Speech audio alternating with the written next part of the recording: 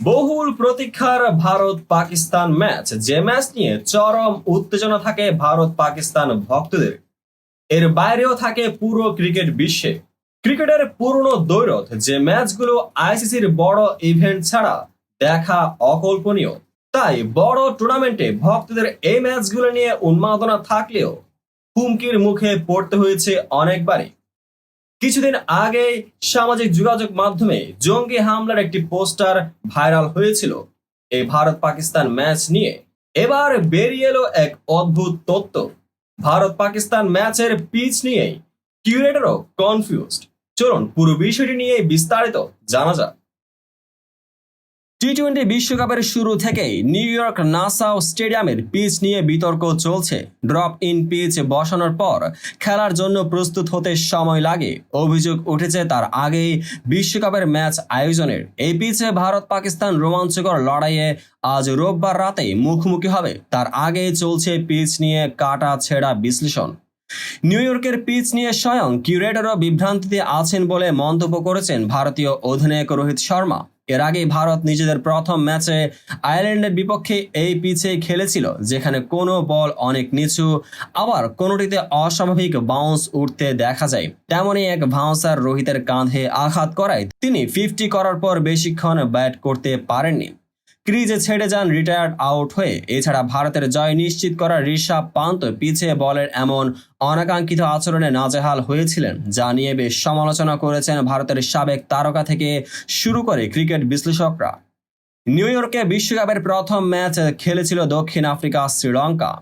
প্রথমে ব্যাট করে মাত্র 77 রানে গুটিয়ে যায় শ্রীলঙ্কার ইনিংস, যদিও 78 রান তাড়া করতেই ঘাম ছুটে যায় প্রোটিয়াদের। পরবর্তীতে একই ভেন্যুতে ভারতের বিপক্ষে আয়ারল্যান্ড মাত্র 96 রানে গুটিয়ে গিয়েছিল। এমন অবস্থায় ভারত পাকিস্তান ম্যাচের ভেন্যু পরিবর্তনের দাবি উঠলে সেটি সম্ভব নয় জানিয়ে আইসিসি বলেছিল পরবর্তী ম্যাচগুলোতে সেরা পিচ দিতে বদ্ধপরিকর তারা। এমনকি পিচের উন্নতিতে মাঠ কর্মীদের নির্দেশনাও দিয়েছে বিশ্ব ক্রিকেটের নিয়ন্ত্রণ সংস্থাটি।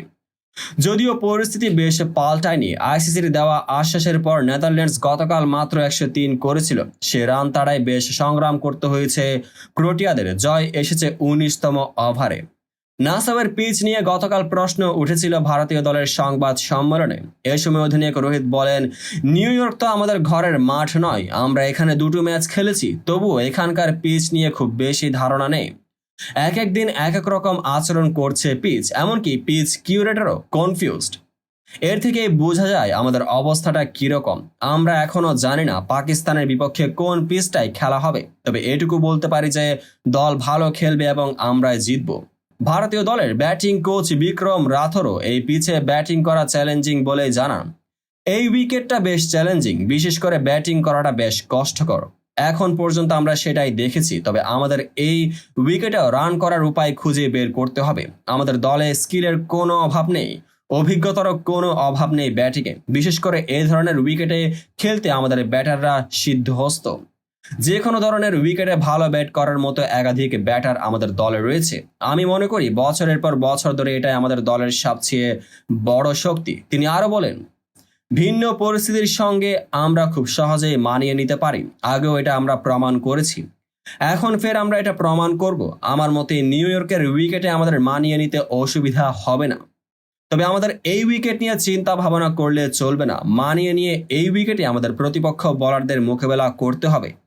আমাদের প্রত্যেকে ভালো ব্যাটিং করছে, ফলে ব্যাটিং কোচ হিসেবে আমার আলাদা করে কোনো চিন্তা নেই। তো বন্ধুরা, ভিডিওটি যারা সম্পূর্ণ দেখেছেন সবাইকে অসংখ্য ধন্যবাদ। ভিডিও শেষে কমেন্ট সেকশনে আপনার মতামত জানাতে ভুলবেন না, আর চ্যানেলটিকে সাবস্ক্রাইব এবং পেজটিকে ফলো করে পাশেই থাকবেন যাতে পরবর্তী ভিডিওর সকল নোটিফিকেশন সরাসরি পেয়ে যান। দেখা হবে পরবর্তী ভিডিওতে।